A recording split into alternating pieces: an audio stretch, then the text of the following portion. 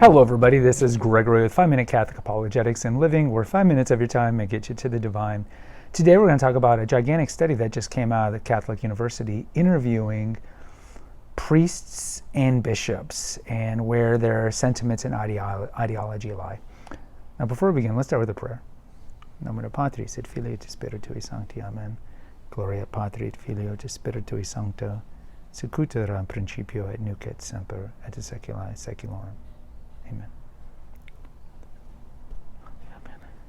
This actually might be a 5-minute video.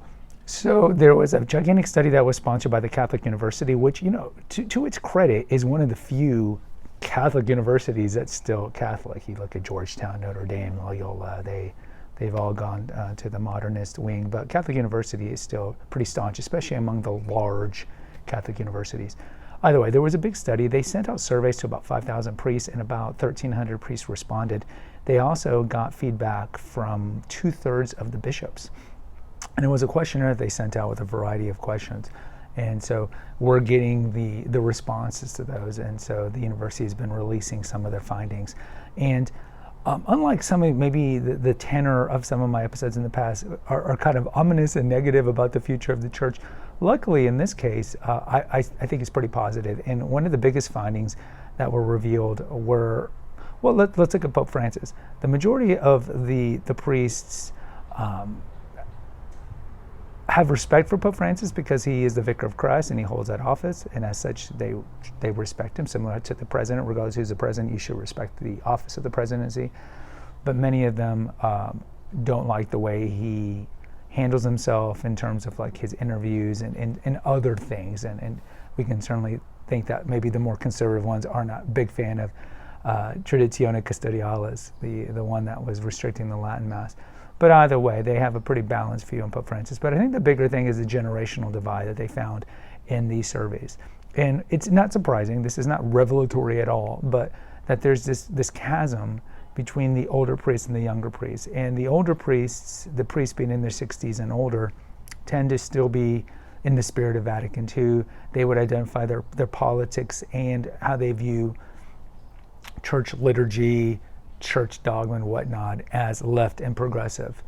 But the big finding was on the younger priests. These would be priests under the age of 40 are very, very conservative politically and in terms of how they view the liturgy and how they view doctrine, dogma, deposit of faith, and all the things that are kind of, all the, for lack of a better word, the accoutrement when it comes to Catholicism. And I think this has been borne out in a lot of ways. We've seen, and we have a video here, maybe I think this might be coming out before that video does, but like, have we reached the tipping point of the abuses that we've seen in the church? And not just the sexual abuses, but the liturgical abuses. I have a playlist, if you're new to this channel, go check it on the playlist section of the homepage. Liturgical abuses that drive me crazy. I think there's like 10 episodes on that, just different things that we do in the Mass that drive me crazy.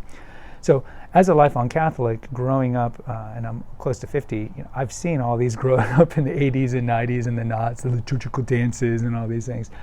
And I think it's refreshing to hear that the younger priests coming out are orthodox, for lack of a better word. They understand and they appreciate the deposit of faith, and they want to adhere to it to the best that they can. And then as the older generation of the more experimental, progressive modernists, whatever you want to call them, are dying off, this is a good sign of the church. And there's also been studies, Bill Donahue of the Catholic League, I think he was already the last person I've seen like do a composite book on the sex abuse scandal. And we have episodes here like how to respond to Protestants or atheists who say Catholics are just the Catholic priests are just a bunch of kid-loving priests who molest everybody. From the last large book that I've seen on this, it's the same thing. The average age and the frequency of sex abuse scandals is declining. Yes, you're seeing a lot of these things in the news because state's attorney office of the Attorney Generals are opening up cases, but you understand that these are cases from the 1950s, 60s, 70s, 80s, and 90s. There's very few cases of recent time, of recent allegations. And I'm again, you got to get a silver lining on something. And I think any allegation and anything that's found to be proof of a priest doing something inappropriate, obviously the priest should be put in jail. I'm not going to be some apologist for that at any way, shape, or form. What I'm saying is that I think we've reached the tipping point also when it comes to the sex abuse stuff, because most of the sex abuse stuff, especially, and we talked about this, is largely a homosexual problem. It's a homosexual crimson mafia problem in the seminaries, and this is well documented in a great book by Michael Rose called Goodbye Good Men, how the seminaries were overrun with homosexuals in the 70s, 80s, and 90s, and how the leaders of these seminaries, these change agents, intentionally blocked good Orthodox heterosexual conservative priests from entering the seminary. But even now, the seminaries have largely, not fully, but largely been cleaned out as well.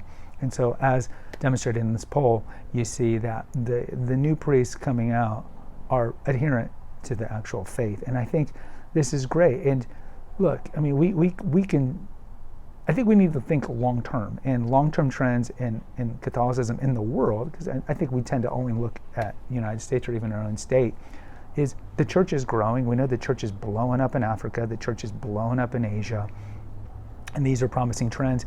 And we know that Pope Francis, not that long ago, a few months ago, had talked about the church in the United States, how it's divisive and so forth. And I think this has to do with the fact that maybe the seminaries are cranking out priests that maybe are not in his line with maybe in his ideology or whatnot, and that's one of the reasons he thinks it's divisive. Certainly, the American church, more than the churches in the pretty much moribund Western Europe, we do have very strong spots of traditionalism and conservatism. You see this even in the state of Texas, where I live. Texas A&M, which is the largest university in the United States, has a super vibrant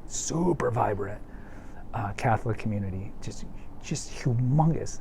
And you see these spots. We see the Ordinaria growing. We see the traditional Latin Mass, whatever, if it's Institute of Christ the King or FSP, whatever it is.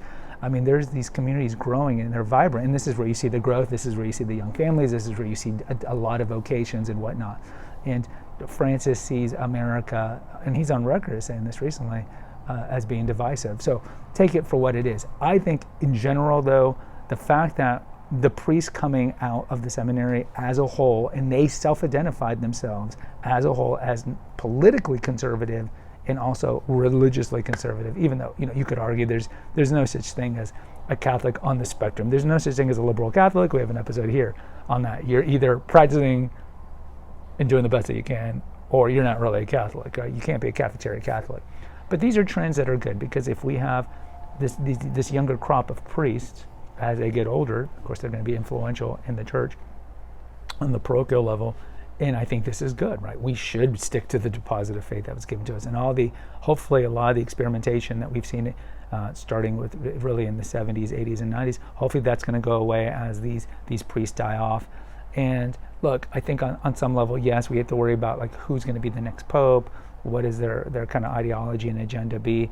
But on some level, aside from like restricting the Latin Mass, there's not much that they can do. If there's this generation of conservative priests being born out of the seminaries, aside from defrocking them, there's not much they can do. So I think as I've talked about in the past too, like we got to get out of these doomsday apocalyptic YouTube channels that are always saying Francis did this and Vigano responded this, and just kind of find the silver linings and the positivity. And these are positive signs.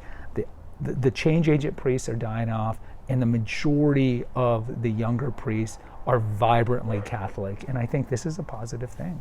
Guys, post in the comments. I'd like to hear from you. I did not make this video 5 minutes, not surprisingly. Guys, post in the comments. I'd like to hear from you. Until next time, take care, God bless, and pray.